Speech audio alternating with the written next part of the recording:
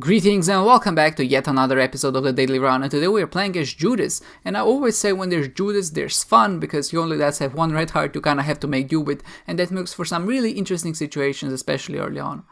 Our first decision here, if you can call it a decision, is picking up Bumbo, and I'm not really a fan of familiars that take your consumables. There are a few reasons for that. Usually they just don't pay out well, so the coins that the Bumbo eats are usually not worth it for what we get in return. So the items or chests he gives us are usually not good enough for how much money he has to eat for it to be worth it. And also we have to feed him like 30 cents for him to just start dealing any damage at all. And that's not something you really want to... It's like a long-term investment, right? You really don't want to do it unless you're sure that you're going to get some use out of it. And more importantly, when you get into the last stage and he starts eating those coins, what ends up happening is if you want to try to have a breaking run and generate a lot of consumables, or I'll say a lot of techniques that involve breaking the run involve a lot of coins, because then you reroll them into chests or whatever. And he ends up eating all those coins, and it really reduces your chances and possibilities when you start to try to get really high scores via getting a lot of Shrek points. So for that reason, I don't really like these consumables. I mean, familiars that pick up consumables, because I think they're often a detriment. But I felt like because this was rather early on, and because I am Judas, so I started with 3 cents, which means I only need 2 more cents to have a chance at an arcade on the next floor. I'll take 2 cents just so I have 5 cents, so I have the chance of the arcade, and I'll leave the rest to Bumbo, because we're early on. I feel like he will be useful enough later on for us that we'll be able to get a lot of benefit out of it, and not just consumables from him, of course, but just the fact that he'll deal a lot of damage. Bumbo is one of the best familiars you can kind of hope for, because he does deal a lot of damage, and his padding when he locks onto an enemy is very good, which means that he's very useful against most bosses, I would say. Especially against Haj. His tracking as Haj is superior, because he always stays on Haj regardless of if Haj goes down into the ground or spawns enemies. Bumbo will just keep chasing him and follow him. And of course you have to say one of the greatest benefits of having Bumbo is just that he's super cute, and if that's not the reason to take him, then I don't know what is. So we do manage to beat Monstro. We did get Blood of the Martyr on this floor, which is just an item that increases our damage, so that's great. And some pretty nice builds here. Nice builds, maybe not immediately, but later on. Sadly, because I wasn't able to get a key to go to our shop or any spirit hearts, I'm not able to pick up any devil deal here. And usually that's bad, but in this run it didn't turn out too horrible, just because we did have a lot of other options. Like I said, items, just in general, we had a lot of options to kind of go with. And the fact that we got bomb back from our secret room also means that we will have kind of an abundance of bombs, so it's okay if we use them on certain rocks, or maybe many more times if we want to find those secret rooms. At this point, because this run does go to Cathedral, it's not really as important for us to find those secret rooms, just because we don't really have a lot of things to gain from them. Usually what you're looking for are AWAD's runes, I always say that, but in this case, it's like, the coins we get are okay for Bumbo, but it's obviously not a super high priority, and it's not like we're gonna be saving enough money to waste them on the shops, so it's not really as important. But the fact that we do have this abundance of bombs means we can kind of afford to do more things, and thankfully our secret room contains Transcendence, which is an item that gives us flight, and obviously having flight is very important, or I will say very useful, also very important, I think, if you want to go for a high score. So far everything is going kind of well. This floor's item room contained Robot Baby, which is something I wouldn't pick up, but today I was feeling kind of frisky a bit. I just felt like I had so many familiars already that I would keep in the spirit of the run and just pick up every familiar I come across with, even though, like I said, I usually wouldn't pick up Rainbow Baby or the Robot Baby at all. But I felt like maybe this time, just because we have Bumbo, it'll be nice to have just a few companions to kind of go along, and they can just have fun or whatever. So we continue with just exploring this floor, and I'm trying really hard to find the second secret room, but on this map, I don't know where it is. I even paused a bit. I edited the pauses out so you don't kind of have to sit through them anymore. But I really did look at the minimap, and I just couldn't figure out where in the hell the second secret room could be. There were no obvious positions I didn't try yet, so it must have been either non-existent or just glitched or something. Or maybe I just missed a very obvious spot, and that's unfortunate. But yeah, like I said, we did have a lot of bombs, so we can afford to kind of make those blunders and just waste them on trying to find the rooms that apparently don't exist, or maybe they're too bad to. I'm not good enough to find them. So one benefit of not having devil deals is the fact that we can go to angel rooms, or have a chance to go to angel rooms, and killing the angels by blowing up the rocks in the angel rooms actually gives us quite a lot of points. So that's a good strategy if you're strong enough early and you can kind of deny the devil deal. But it's also a nice side effect of not being able to pick up the devil items, the fact that then you have a chance of kind of getting a few extra points over those players that didn't pick up those devil deals. I think that's a nice way to balance it in a way, because, you know, at least if you don't get like super powerful items, what you get are a few more points to kind of put you higher on the leaderboard.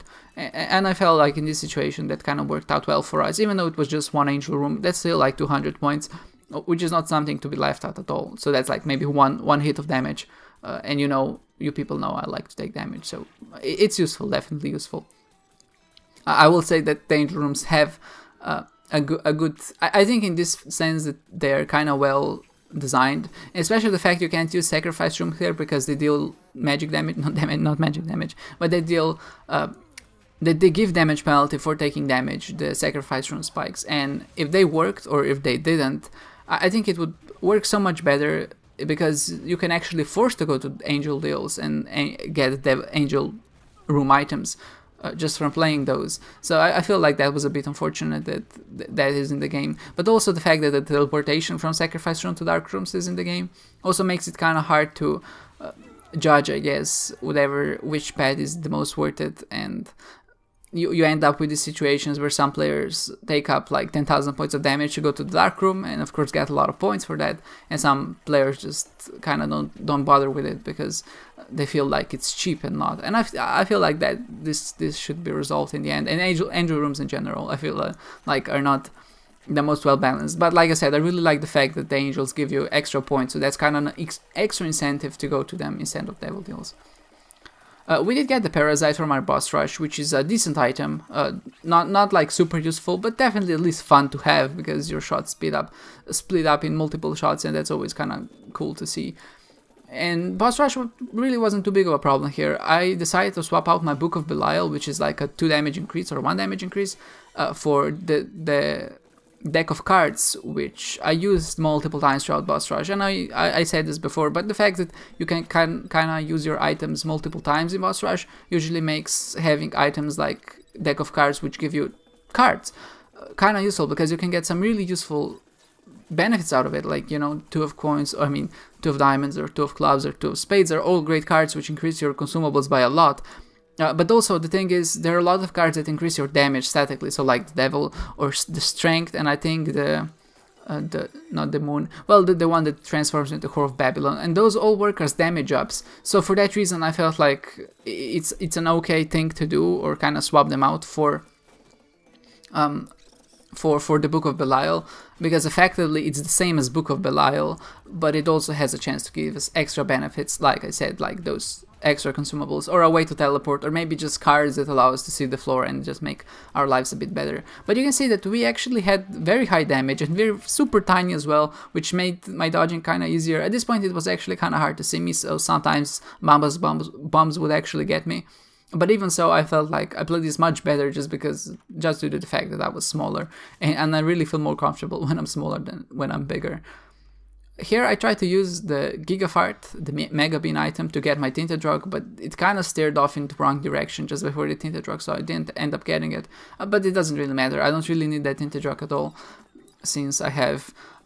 I don't really need the Lucky Rock. Is not very useful for us because we have so much damage already, and at this point it doesn't really matter how much damage we have against Hush. And any Spirit Hearts are also non-consequential just because we have 12 of them already. So in this case, I also decided to pick up the Pinging Shares, which is a great item against bosses, even Hush, because now I have kind of 2 damage dealers, so I don't really have to be shooting Hush to be dealing damage to him. And when you can do that, that's usually super useful, because not only do you have to worry about his attacks a lot, like when he was really mean this fight, he went underground a lot and spawned a lot of enemies, and that was kind of hard to deal with. I got hit 3 times in total, so this is not the best Hush performance at all.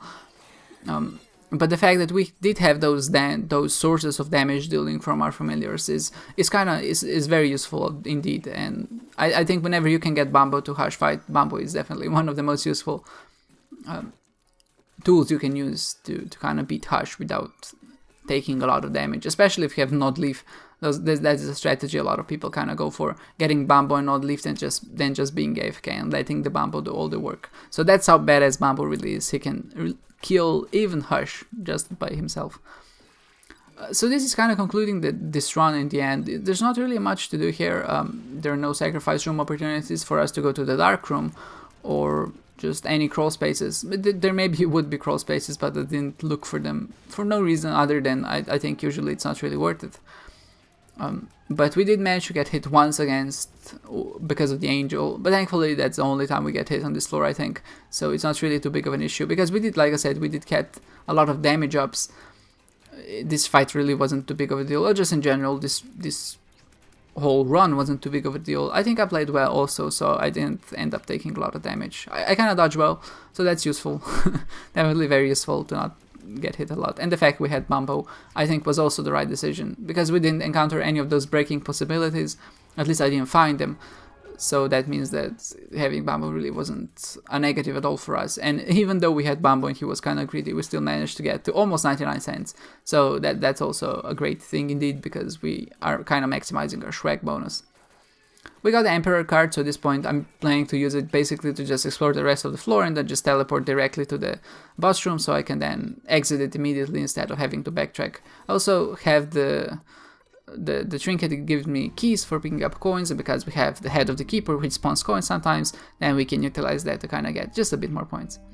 We end up ranking 20th, which is a decent score, and definitely I played this just a bit earlier than usual, but not by much, so this score is actually pretty good in total. I feel like if you really plan on, I think I mentioned it, but a good run on a cathedral daily that doesn't go maybe further than that is usually good against 40,000 points, around 40,000 points.